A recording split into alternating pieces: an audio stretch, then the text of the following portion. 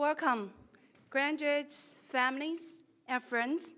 I am Dr. Luna Zhang, the Interim Director of the MSBA program.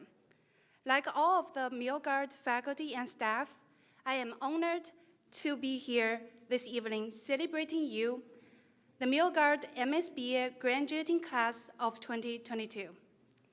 Before we get started, we recognize that all of us at UW Tacoma learn, live, and work on or near the ancestral homeland of the Coast Salish people. In particular, our campus is situated on the traditional territory of the Puyallup. And since some of our graduates, families, and friends are joining us virtually, we also want to acknowledge the lands of the Makoshut, Nisqually, Suquamish, Duwamish, and all other traditional lands we may be on. As people on these occupied territories, we have a responsibility to acknowledge the land, the ancestors who have cared for this land since time immemorial, and all our indigenous connections today.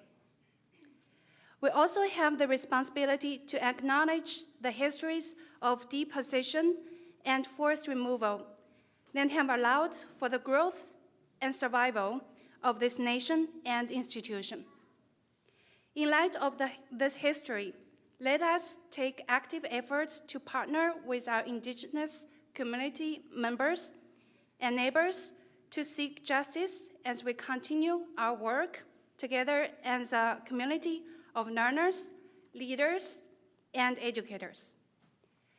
To open our celebration, I would like to welcome our Dean, Altaf Merchant, who would like to share a few opening words with us.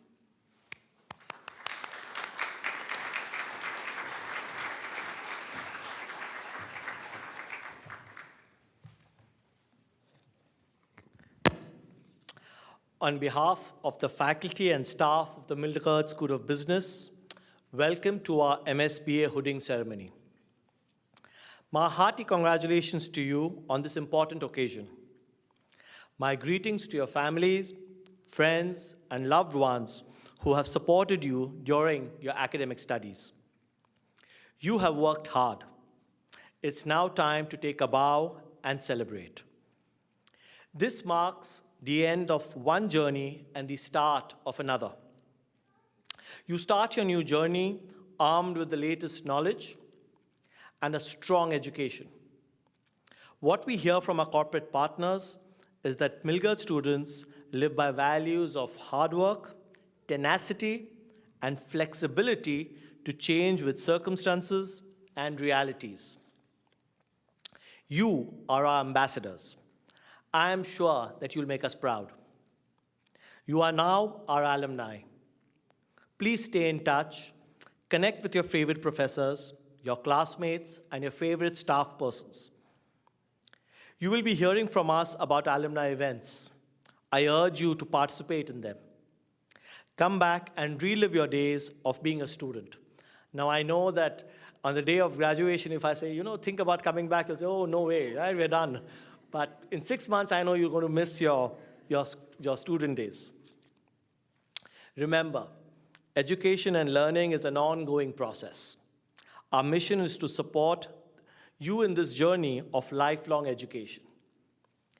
In the coming decades, many of you will remain in this part of the country, many elsewhere in the United States or around the world. Some of you will come back as speakers, recruiters, donors, members of our advisory boards, guest teachers, and many more. Remember, wherever you are, Milgard is here for you, and keep that in your heart. Today, some of you will be inducted into the Honor Society of BGS because of your stellar academic performance. This is indeed an honor. Wear this cord with pride. BGS members go on to serve in critical leadership roles in the corporate, entrepreneurial, government, nonprofit, and academic sectors. Members currently reside in all 50 US states and more than 190 countries. Usually, I like to end my speeches with an inspirational quote. And today I have for you a quote from Teddy Roosevelt, one of the most admired US presidents. And he says, "Whenever you are asked if you can do a job, tell them, 'Certainly I can.' Then get busy and find out how to do it." Onward and forward. Go Huskies.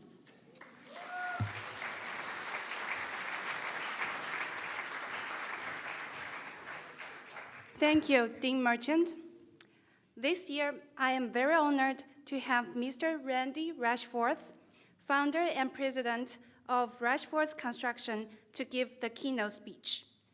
Mr. Rushforth was born in Tacoma, went to Fife High School and University of Washington, and graduated with a Bachelor of Science in Construction Management in 1971. He worked for 5 years for a large company which developed, designed, and built medical buildings, where he spent 5 years, 3 of those in California. He moved back to Washington, and in 1980, bought his father's small commercial construction company and grew it to be one of the largest commercial construction companies in the state and working in 7 western states. For approximately 30 years, he managed the company until it was sold in 2009.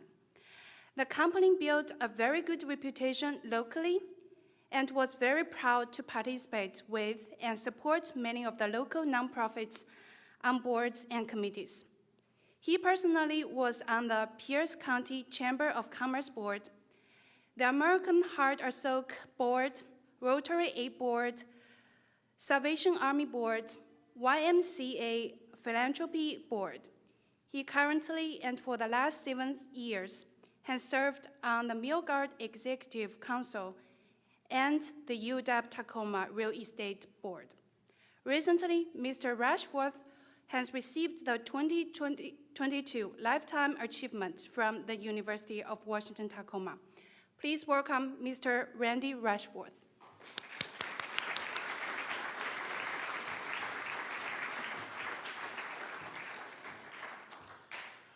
Thank you, Luna. She really made me sound good. What a brilliant-looking bunch of graduates. And I say brilliant because the major that you chose is a great major. There'll always be a demand. And you chose the University of Washington, Tacoma, a really great school. I don't know if she mentioned it or not, but I am on the Milgard School of Business Board, the executive committee. So tonight, Luna asked me if I would give the keynote speech and burst your bubbles. So maybe I will and maybe I won't. But I do hope to say some things that will give you some food for thought. It's a few life experiences that I have. So just out of curiosity, is anybody thinking at some point of starting their own business?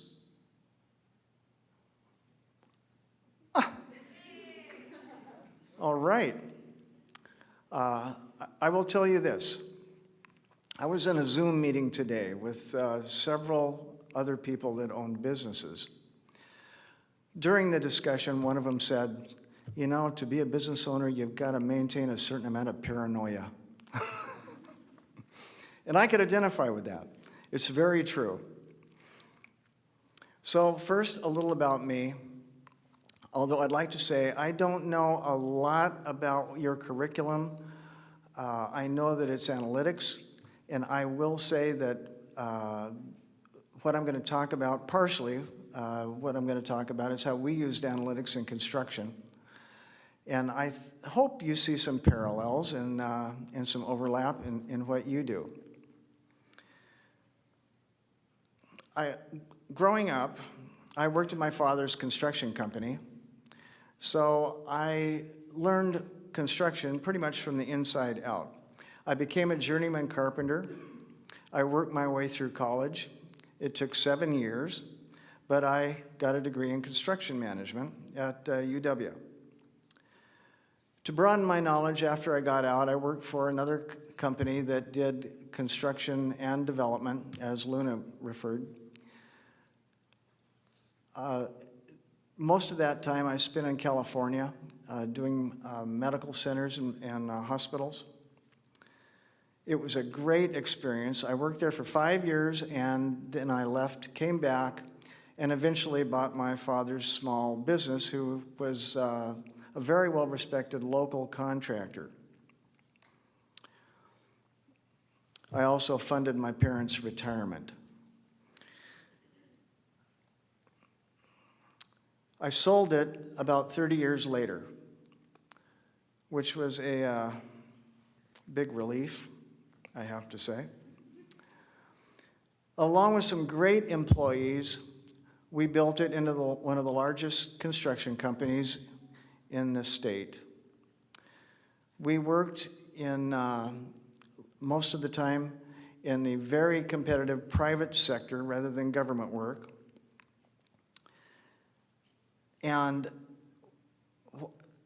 the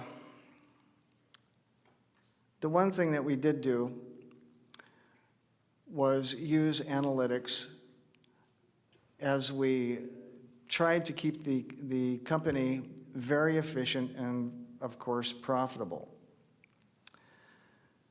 We didn't call it business analytics. We called it survival. And most of the time, we had somewhere in the neighborhood of 15 to 20 projects underway. So it was imperative that we keep very good records, and our computer programs spit out a lot of very good information as far as things like labor productivity, material handling, things that we used on a daily basis. We worked, well, I'll say this. You probably aren't aware that a contractor has a profit margin at the end of the year of 2 to 3% of their gross annual revenue. So we worked on really thin margins. So we couldn't make mistakes. So things that we tracked were things like labor productivity, why one superintendent's jobs were much more productive and used his labor better than another one. We tracked things like material handling.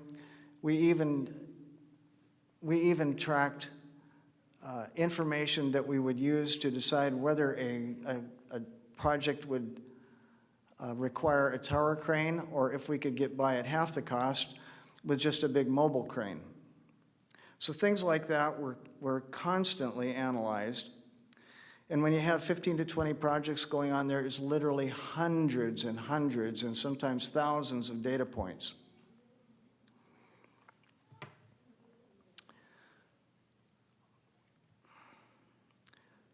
So the other things that impacted a project were things like weather, things like labor rates, supply chain issues, subcontractor efficiency, whether they were on track. Even a subcontractor could slow the job down. So we needed to keep track of all of that. And we were pretty successful, and it was not by accident. The business climate in the U.S. is extremely competitive, and the strongest companies survive. So the degree that you have picked is always going to be in need. You did well. As you can imagine, after running a business for, well, I'll back up. I left one sentence out. I have heard that there are 3 kinds of people: those who make things happen, those who watch things happen, and those who ask, what happened? As you can imagine, after 30 years in business, I have some pretty decent observations about what makes people successful, what makes them good employees, and even what would make them good entrepreneurs. The things I want to talk about today are 4 things that I found were very important, and I hope that they give you some food for thought. The first thing that I want to talk about is life is not fair. People are born with different attributes and different talents. Some have high IQs, some have low IQs, some are competitive, some are lazy. Some people are in a perpetual bad mood, and some people are eternally optimistic. As an employee, there will be many expectations of you. There'll be deadlines to meet. There'll be meetings to attend, and many times you may be working with somebody that you think has half your intelligence, and you're probably going to be right.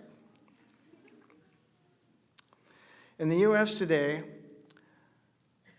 we seem to have evolved as a society in that many people think that they need to be victims or are made to be victims.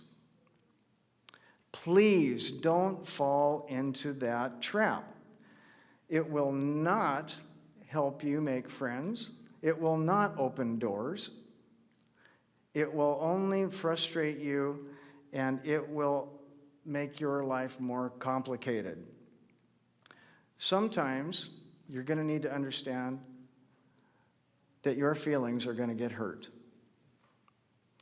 You're going to have to learn to get over it. That might not be easy, but be honest with yourself and be accountable. The second key is communicate. Learn to communicate. Most of you have grown up in an age where communication is limited to texts or maybe emails. When that got more popular in my company, I did everything I could to discourage that. I wanted people to talk face to face, look at body language, look at facial expression, listen to voice inflection, understand what somebody is saying. It sounds simple, but people have a hard time doing that now. It is so important, though. It's much easier to discuss something that you might not agree with and listen to somebody say it. If you're listening with an open mind, you'll be able to have a decent discussion and understand where somebody else is coming from rather than start a text fight. Over the years, we noticed that people had a tougher and tougher time communicating. So we decided to send people to school. We sent people, or brought a tutor into the company, to teach people how to write a business letter. We taught them how to use proper English grammar. And I have to say, it was appalling to me how many college graduates did not know where to even break a paragraph when they were writing a letter. But it was imperative to us that we communicate. The other thing that we did was send people to Toastmasters to learn how to speak in public. Not an easy thing to do for a lot of people. But in many companies, the people who rise to the top are the people that have the confidence to speak in public. And there's many statistics to back that up. You may have heard that 75% of people fear public speaking worse than death. That sounds crazy, but it's true. Try it. The public speaking, not the death. The third thing I'd like to touch on is think for yourself. It's so easy to fall in line with an opinion that a lot of other uninformed people share. do your homework and do your research and understand a subject or an issue before you start giving opinions. It seems to be the best thing for a lot of people just to fall in line and not really do much research as to what something might totally involve.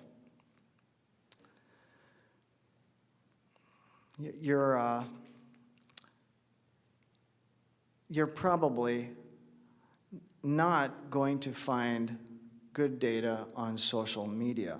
I will say that. Understand whether you get your facts from Instagram or Twitter or Facebook or MSN or Fox, most news is meant to persuade you, not inform you. Now think about that. Most of the news that you hear is meant to persuade you. And that's largely what happens on all kinds of media. So you have to do your own research.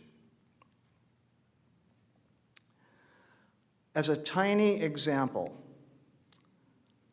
I heard, and this is not going to be real controversial, but it does have to do with climate change and diesel use. I have heard, and maybe some of you have heard also, that a great substitute for diesel might be waste cooking oil. Now that sounds really logical and something that's really practical. Well, I heard that and I wondered, why don't people actually do this? It's certainly not in any kind of widely used use. So I discovered that the world uses about 200 million metric tons of cooking oil in a year. Now, that sounds like a lot, and it is. And I thought, well, shoot, that would probably be a good substitute for a decent period of time. So how long would you think? 2 weeks? A month? 6 months? Try 1 day. So unless people start eating a lot more French fries, that's probably not going to be a practical solution for diesel.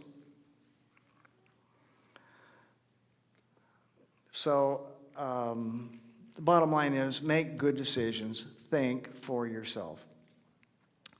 The fourth thing that I want to talk about is don't be afraid to take a risk. Now that is very, very tough for people to get out of their comfort zone. And the first thing you're going to have to do is define what success means to you. Success means different things to different people. And as you get more comfortable in your quest for success, whatever that may be, you're going to dream big, I hope. Set goals and don't be afraid to take a risk. And more importantly, don't be afraid to fail. You will fail. And at some point, you will embarrass yourself. And that's okay. You're going to pick yourself up, and you're going to get back on your feet, and you're going to try again. Thomas Edison is a good example. He did over 1,000 failed experiments before he got to the one that created the electric light bulb. Never give up. Repeat that. Never give up. And remember, dreams without goals are just dreams. In closing, I have one more thought that I'd like to pass along. If you get the opportunity in your lives, and you will, I hope, travel. Travel the world. Understand the world. My wife and I have been extremely blessed to be able to travel the world. We have been to all 7 continents, including Antarctica. We have been to Africa. We've been to India. We've seen extreme poverty. We've seen mothers washing their babies in sewage-polluted lakes.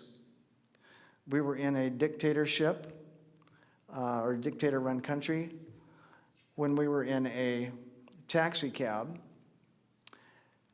and the driver of the cab was so afraid to say anything that wasn't positive about the president because he was afraid that the cab was bugged. So we have seen an awful lot. We have been to Dubai. We've seen unimaginable wealth. We've been to socialist countries, we've been to communist countries, and we've been to dictatorship. We have been able to see the results of each of those systems on people, the population. We've seen the good and the bad. And I would hope that you would educate yourselves as far as the world goes and get out and see the world. I wish you all the best of luck. You worked hard to get this far, so congratulations, and thank you very much.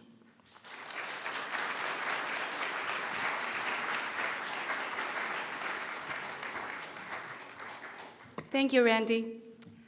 Each year, we poll the graduating students and ask them to nominate one of the MSBA professors for the Faculty of the Year Award. It is my happy task to recognize this year's awardee, Dr. Haluk Demirkan.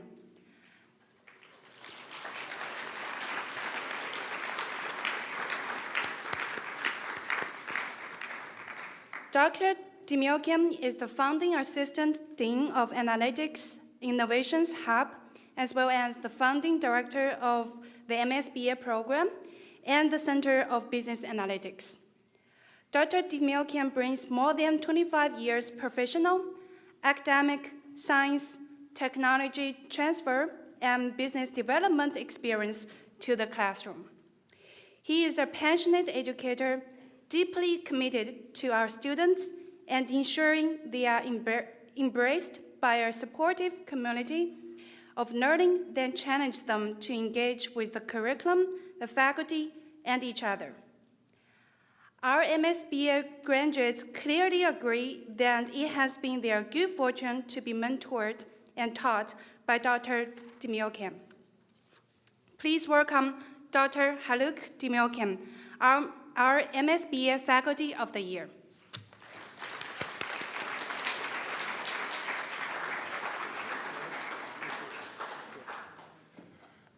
All right. So how is everybody feeling? We are not done yet, right? There's a homework due tonight. I forgot to change the deadline, which I know. I think there's a couple more next week or this weekend. Yeah. Anyway, first of all, welcome to everybody, all our guests, family members, friends, colleagues, because I really strongly believe these master's degrees, I think, in addition to our students, I think our family members and colleagues also do the same degree, right? Because when they are studying, someone else takes the extra work. So that's why I think this degree kind of goes to everybody. So welcome to our MSBA graduation. And I'm really, truly honored to receive this award, this Faculty of the Year, because I've been directing this master's degree about 4 or 5 years. And this is the first time I'm receiving. When I received a call from Michael said, "You got the Faculty of the Year." What Faculty of the Year? I'm like, what was it? I'm like, what did I do this year? Did I give too many A's? Or, I mean, like, so sincerely, because he knows it. It's like, I was like, what's happening? And then I told my wife, I'm like, I got the Faculty of the Year. She's like, yep, you've been teaching 18 years. It's time, you know. So I really appreciate it for receiving this, being selected as a Faculty of the Year. And congratulations. I mean, you really did an amazing job, honestly. I think I mentioned last week, when I did a master's degree, it took me 2 years. Most of us actually did probably 2-year master's degrees, right? But you actually did the same amount of work in 12 months. It's a lot of accomplishments, right? And I'm sure your brain is hurting compared to last summer, because last summer when you started, you were more fresh and happier these days. I think you look a little bit more tired, physically and mentally. That's normal. So you should really feel good about it. I mean, you have done great accomplishment. And I always tell my students, at this point of time, it's not easy to fail, right, at this point. So you need to still submit the homeworks and assignments, right? So I really think you have learned a lot in this program. And I hope we were able to do a good job with teaching, because when we design, myself, Dr. Sergio Davolos, Dr. Merchant, we kind of been around for a while with this first day of this program, almost we started 7-8 years ago, and then we have more faculty members join. And we really wanted to design as something different. We wanted to design as complex, as multidisciplinary program possible. Each of you have a very unique, different background. Each of you bring very different knowledge, experience. So that's also one of the things I think as a faculty member we love to teach, because every time when we meet a new student, we learn something ourselves. So thank you actually for our learning too in this process, because we learned a lot in the last 1 year when we have been interacting with you. So, I mean, in this program, I'm sure you have received a lot of new knowledge, gathered lots of different skills. Basically, you learn how to multitask, I'm sure, right, by now. You probably learned how to live without much sleep, because sleep is overrated, I think. By now, you should learn that, right? 5-6 hours, it's enough, right? So, and then I think most of you probably learn how to drive and eat when you're driving from north to south, or drive and eat and work, same thing, right? So I really think, so I really strongly believe, take life as a learning process. I mean, it took me years to have this mindset. Now, I used to complain a lot. Actually, my wife used to say, you complain a lot. Now, I don't complain at all. At least during the COVID period, I learned a lot. I think mental and mind health is the most important thing in our life. So when we really treat almost everything as a learning experience, that is actually, we learn something new. Every new complexity, every new problem, every challenge, every failure, every success, I think, every time when we interact with people, we learn something. And if you really think that as a learning process, even when we fail, hey, I learned something. Tomorrow I won't fail with the same mistake. I think that will be probably one of the best things you can think of. And in this program, if you noticed, I think I know I have a great relationship with all of you. I spent almost 12 months with you, right, since last day. And I know most of you more than that since you applied for the MSBA program last year, almost 18, 20 months. So we really wanted to, I hope we give enough challenges for you, because we wanted to make this complex and ambiguity. I'm sure so many of you said, hey, did you look at Dr. Haluk's homework? What does it mean? I'm sure you thought about that, right? That means ambiguity, right? You learn what is ambiguity, how you figure it out, right? So really think about, you didn't only learn data analytics. We didn't want to only teach data analytics or technology. We wanted to learn more than that. Ambiguity, complexity, dealing with the difficult people like me, right? I mean, so honestly, so that's, I hope we did a good job with that part. So my suggestion is, you already did a lot of work. You already learned how to live without much sleep. So after next week, take a couple weeks break. Then think about what's next. What's your next challenge, right?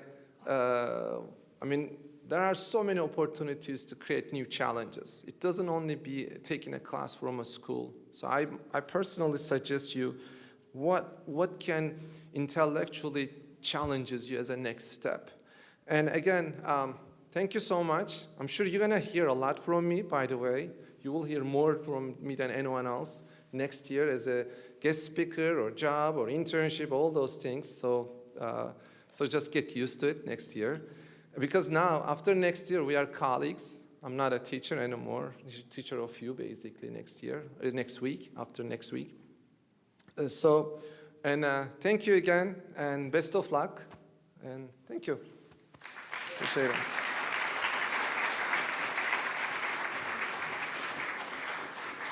Well, thank you, Haluk. I now have the honor of introducing the MSBA student speaker, Teja Aluru. Each spring, our graduating students also nominate a colleague of their own to speak at our coding ceremony. And this year, they have recognized their colleague, Teja, who graciously accepted their invitation. Teja is a highly motivated, results-driven professional with 9 years of aerospace experience and 2 years of experience in data science. Before studying in the MSBA program, he has worked in different countries with diverse teams, customers, and handled sensitive or confidential information. He has built a strong expertise in problem-solving, communication, and developing outstanding relations with customers. During his studying in the MSBA program, he serves as the president of the Analytics Innovation Club. He also works as a graduate data science or business analyst consultant at the Sound Credit Union and IBM. So much accomplished already, and now Teja is shortly to be a new MSBA graduate. Please welcome Teja.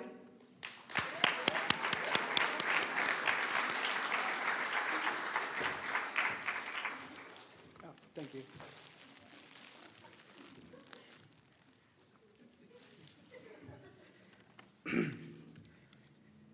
Thank you, Dr. Luna. I never knew that I was that famous, but yeah, that's good. So good evening and welcome, my fellow graduates, family members, friends, faculty, administration, and staff. And good morning, good afternoon, and good evening for those of you who are watching online from different parts of the globe to be part of this marvelous and terrific day. The honor of speaking today has been bestowed upon me by my fellow students, and thank you for that. So today, I'm going to be going off the script, and rather than talking about myself, I'm going to be talking about as class of 2022 MSBA. So for our academic experience, I would like to quote one of the proverbs from Africa, which says that if you want to run fast, run alone, and if you want to run far, run together. And our course has been pretty fast-paced, and at the same time, the breadth of courses have been pretty far. So we did both of them exceptionally well. We ran fast, and we ran together. And in this struggle, we came to know about each other, and we grew closer than ever. And this is what we are going to carry forward, the closeness and everything. Now, in this academic marathon, we were supported and cheered on by the family members, friends, and fellow students. They often acted as cushion when we were dealing with intense homeworks. And they were also the energy drink and supported emotionally a lot for us to deal with those intense work.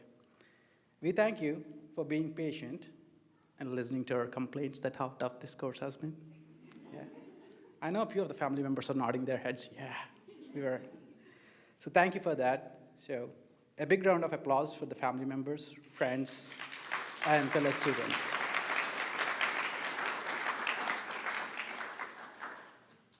Now, there's a saying in Sanskrit which says, Guru Devo Bhava, which means professors are your God. And indeed, they were gods, for they imparted knowledge and the skills necessary for us to venture out into the future. And they were truly gods, for they often blessed us with those intense homeworks, assignments, and finals. Nonetheless, they were very kind and helpful all the time in answering our questions when we bombarded them with so many of them during the class and in the office hours. They are also most kind-hearted, because I know our class is one of the best classes we always ask for those extra credits. And thank you for providing those extra credits.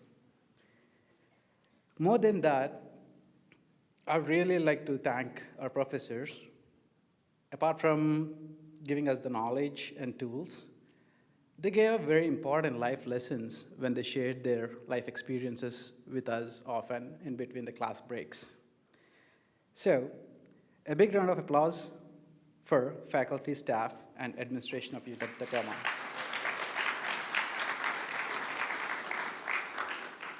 And it's a promise from us, from the class of 2022, that we'll always carry the pride of being the class of 2022, wherever we are, in whichever organization we work, and wherever we live. Now I would like to share something with all of you guys. Don't worry, I'm not going to share my life struggles and how I have been here, because everyone has their own struggles.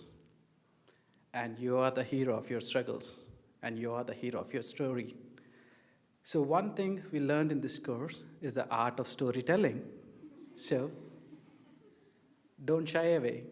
Always present your story in such a way that it's an inspiration to everyone around you, and it's also an inspiration to the class that are going to come in the future years.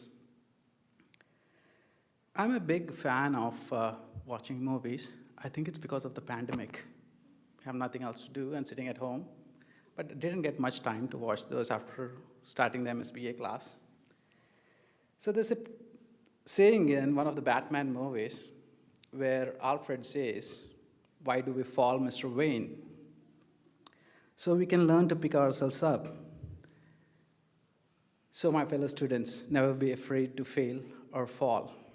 Be resilient, and who can be the best advocates of resilience if not for the class of 2020, 21, and 22? We have been through pandemic, and we achieved with all those hardships that were thrown at us because of the pandemic. So go out bravely and explore new horizons. And so please applaud yourself, for your achievements are nothing short of a miracle. You can applaud for yourself. I think that's allowed. So finally, to end the speech, with the permission of the class, I would like to thank some of the exceptional people that shaped me to be who I am today. One is my parents and my cousin, Mr. Vikash and Shruti. My mentors, Dr. Ramesh and Dr. Vanitha Datla. The faculty and staff of MSBA, and as a special mention, Mr. Praful and Shefali Jain for helping me when I needed the most. And I want to put forth two of the quotes that were given during a speech by Mr. Randy Rushforth in one of the leadership awards. And this truly touched me, and I think this is a great learnings for all of you guys here, is to never compare yourself with others. I know there were often times when we compared, "Hey, you have done your homework, oh, so fast. Oh man, I'm not done." So never compare yourself. You all are unique and you're all here. And the other thing is to surround yourself with good people. And I'm blessed that I had you people around me, and it's a big achievement for me.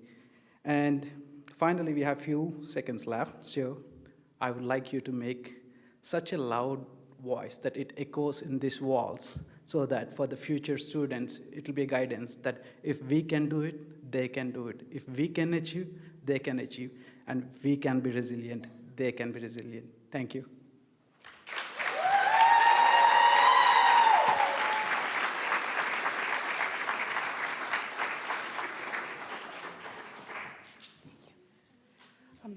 Thank you, Teja. This is very inspiring.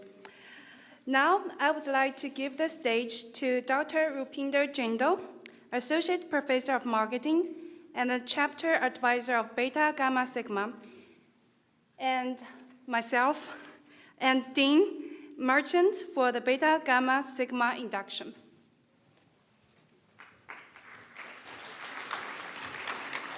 Hello, everyone. I have seen most of you in those small Zoom boxes and in those presentations, but it's great to see you guys in live. But some good news first. I am the last person standing between you and the hooding ceremony. So bear with me for 5 minutes. But it's very important to recognize two individuals we're going to recognize today. So let me start with the proper script. So welcome members and guests of UW Tacoma chapter of Beta Gamma Sigma. My name is Rupinder Jindal, and I am the chapter advisor here. Beta Gamma Sigma is an international honor society for business students at AACSB accredited schools who have excelled academically. Membership is offered by invitation only to students who have distinguished themselves academically in the field of business. Only a small percentage of our business students are recognized with this honor every year. So on behalf of the Milgard School of Business, first I'm going to invite Dr. Luna Zhang and our Dean, Dr. Altaf Merchant, to the stage to help me induct our two candidates. I'll read out the names of candidates for membership in Beta Gamma Sigma. It's a very small ceremony. Please come to the stage when your name is called. You will receive a certificate, a cord, and a pin from Dr. Merchant. Also, I request you to please stay on the stage, perhaps somewhere over there, till the end of the ceremony. Our first candidate for BGS induction is Nitisha Katsani.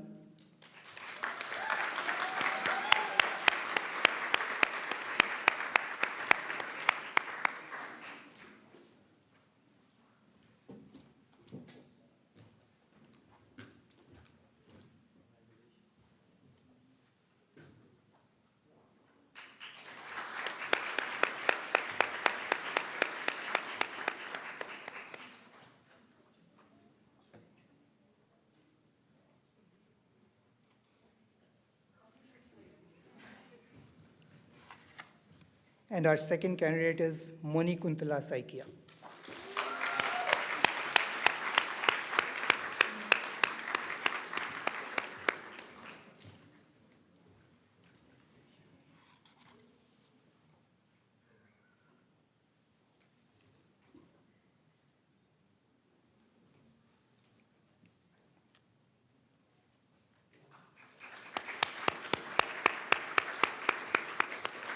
Thank you, Dr. Chang and Dr. Merchant. You can take your seats. So first I'm going to address the candidates, and then I will give everybody a little bit about Beta Gamma Sigma Society. So the mission of Beta Gamma Sigma is to encourage and honor academic achievement and personal excellence in the field of business. In addition to recognizing what you have already achieved, this membership brings with it responsibility for the future. As Beta Gamma Sigma members, you will be asked to strive for excellence in your career and in your life. You will also be asked to support the advancement of business thought and to commit yourself to lifelong learning. And now a little bit about the society, and this is really words of wisdom from the society that can be useful for everybody who is entering the professional life. The name Beta Gamma Sigma comes from the initials of 3 Greek words that define the principles of this society. Beta is the first letter of the Greek word bebeos, which means honor. Gamma is the first letter of the word gnosis, which means wisdom. And sigma is the first letter of the word spude, which means sincerity. I'm going to describe the principles of honor, wisdom, and sincerity, and then ask our new members to make a commitment to them. The first principle is honor. Honor signifies personal integrity and high ethical standards, which are qualities of every true leader. In business, you will be faced by conflicting goals and enormous pressures. At times, it may be difficult to distinguish right from wrong. But honorable people must do what is right, even in the face of adversity. Honor encourages service, responsibility, and altruism. Members of Beta Gamma Sigma seek to act honorably at all times so they can serve as examples for others. The second principle is wisdom. Wisdom is more than knowledge. It represents open-mindedness, judgment, and experience. In your careers, you will be confronted with a flood of information. Wisdom will help you pay attention to the right things, interpret them correctly, and take appropriate action. Wisdom means constantly seeking new knowledge and being prepared to adapt to change. Wise people are aware of their talents and achievements, but also acknowledge their limitations. They are quick to recognize that they rely upon others, and they are grateful for the support of family, friends, and mentors. The third principle is sincerity. Without sincerity, honor and wisdom are nothing but good intentions. Sincerity represents hard work and courage, as well as enthusiasm and perseverance.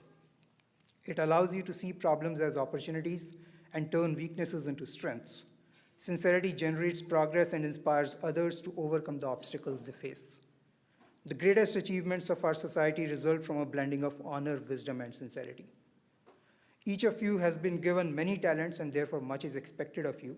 As you graduate and embark on a new phase in your life, allow these three guiding principles of beta, gamma, sigma to inspire you.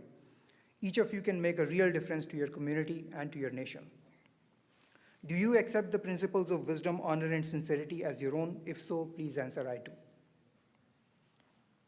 In recognition of your accomplishments and your acceptance of these principles, each of you has been presented with a Beta Gamma Sigma certificate, pin, and an honor cord to be worn at graduation. Wear them proudly as symbols of the principles of wisdom, honor, and sincerity. And to the audience, please join me in congratulating the newest members of UW Tacoma's chapter of Beta Gamma Sigma.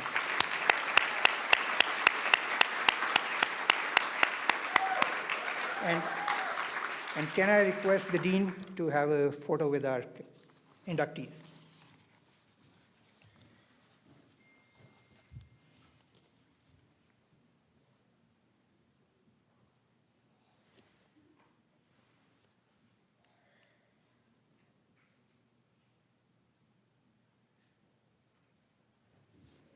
Thank you, everyone. I'm going to give it back to Dr. Sang.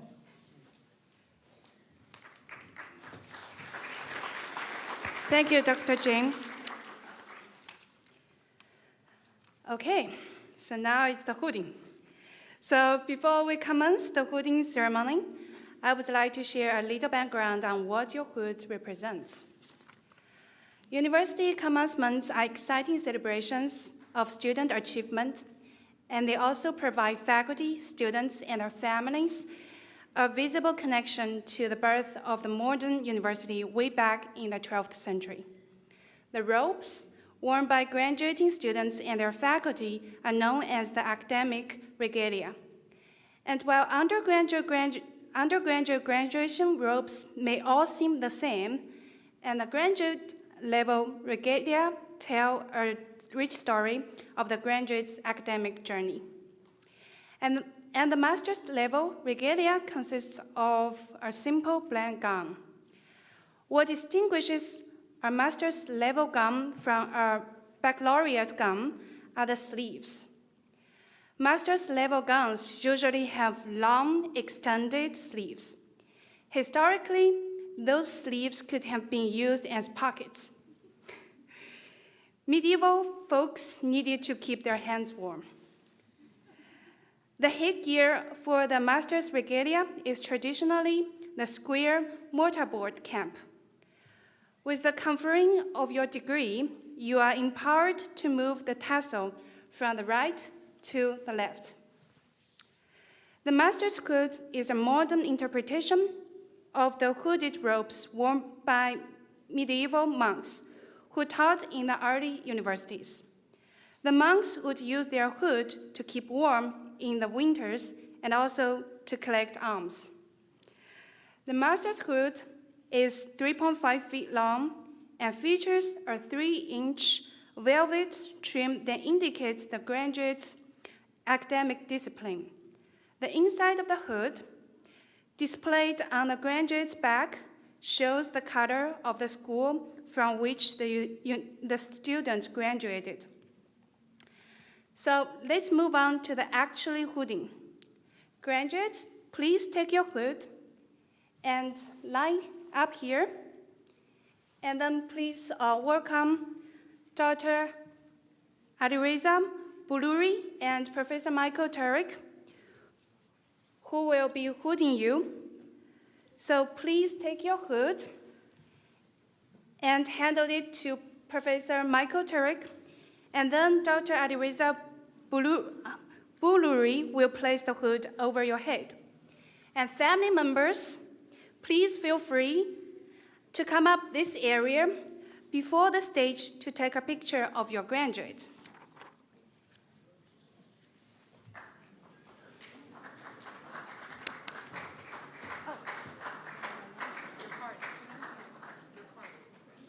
The first is Teja Aluru.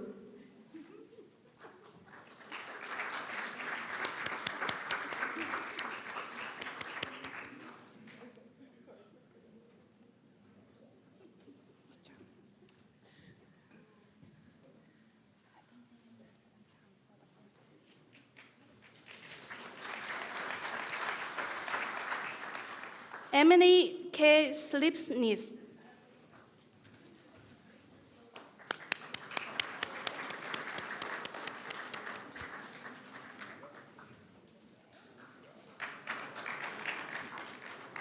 Mariam Larak.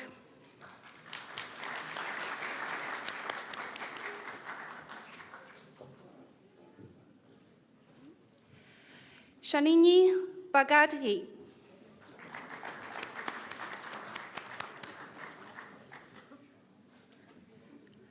Elamaram Jaya Barathi.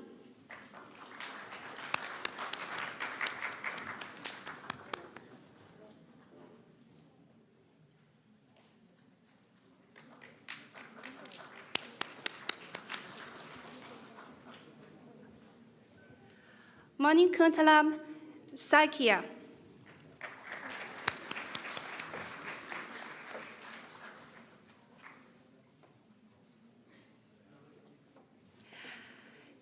Shephali Jain.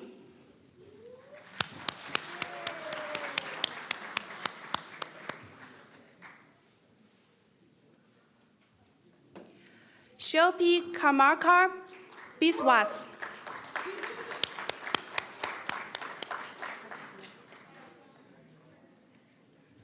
Aradhana Mishra.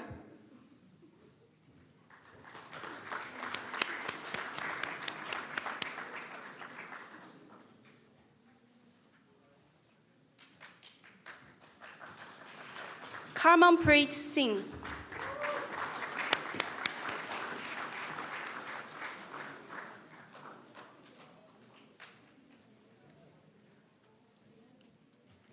Harman Singh.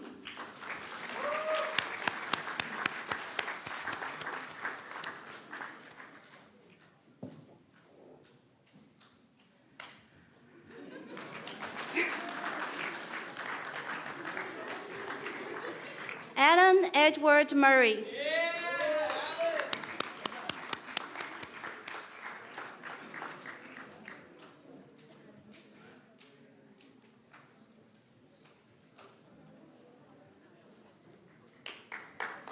Sabod Kandelwa.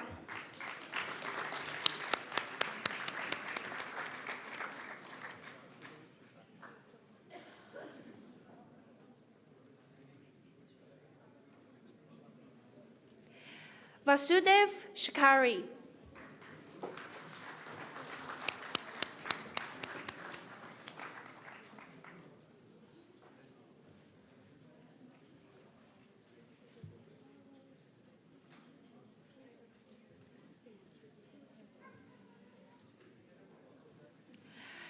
Shivanji Desai.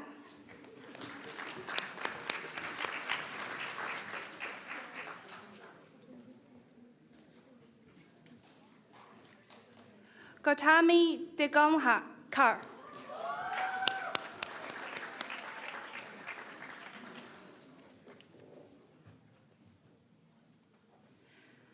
Akshay Anand.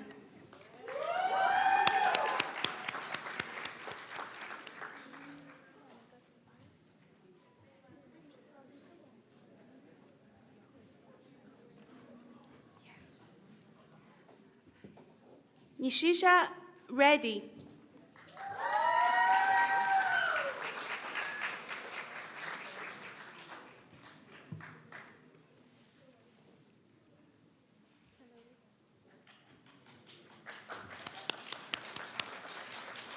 Charu Yadav.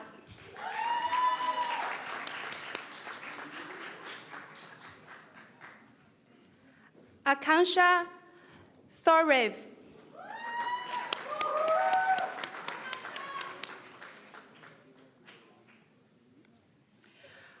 Harsha Chetty.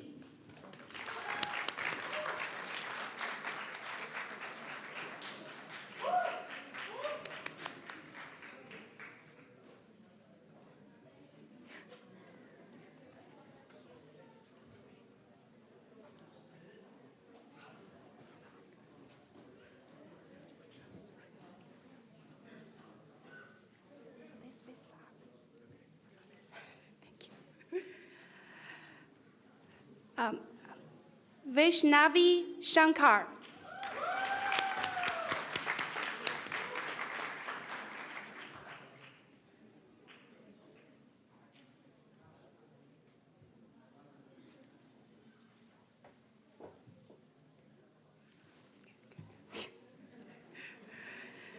Anjali Kochar.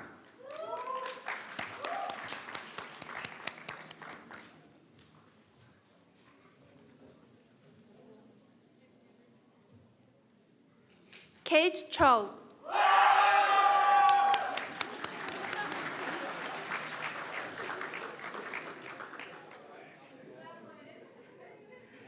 Sahib Kaur.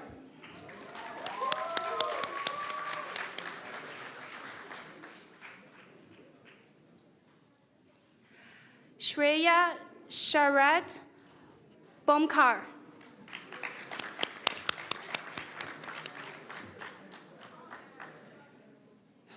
Viviana Rama Reyes.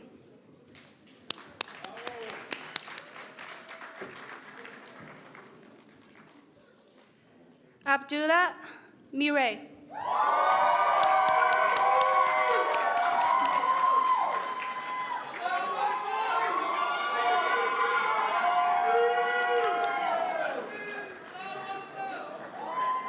Kyati Thakkar.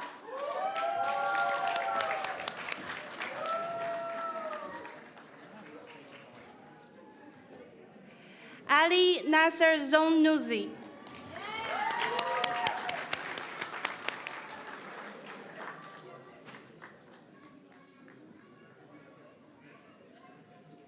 Rahul Kumar.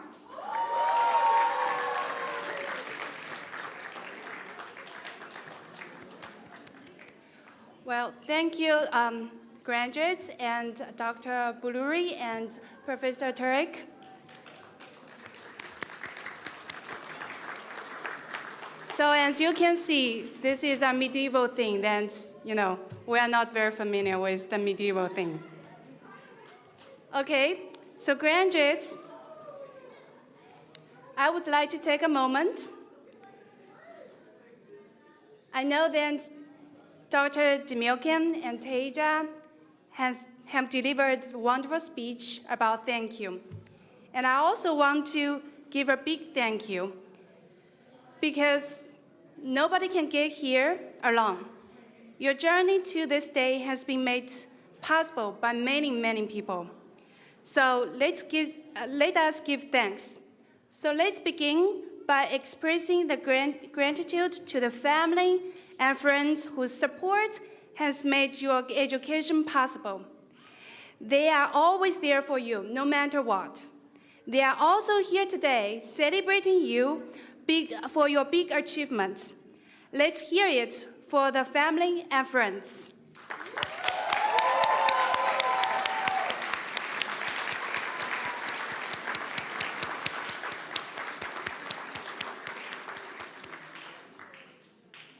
Let's also salute the staff who have supported you in myriad ways.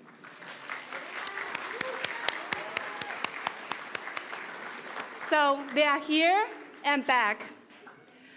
So the staff who worked with you from the very beginning, from the application to the final stage of graduation. So let's hear it for the staff.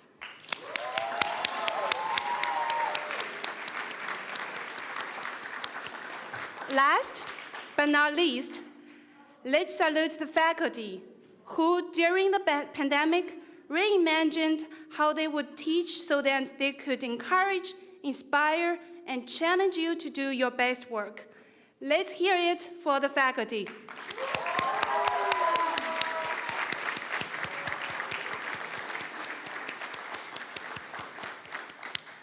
Graduates, please stand up. Yours has been an extraordinary and unprecedented journey that called for extraordinary and unprecedented resiliency in the face of a pandemic. You answered that call, and the University of Washington, Tacoma will tell your story with pride for generations to come. As you go forth today, I leave you with this. UW Tacoma is a movement, and today it carries you forward. May you take that movement your own.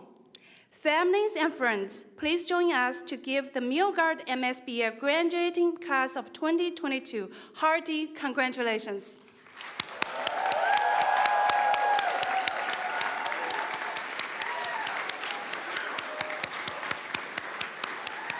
Now,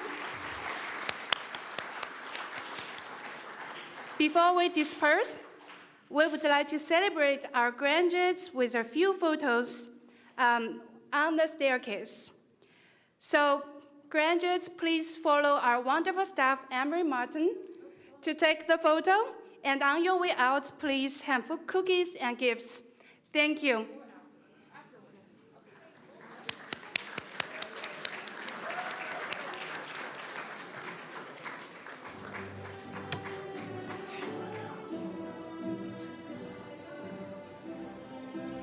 So this concludes the hooding ceremony.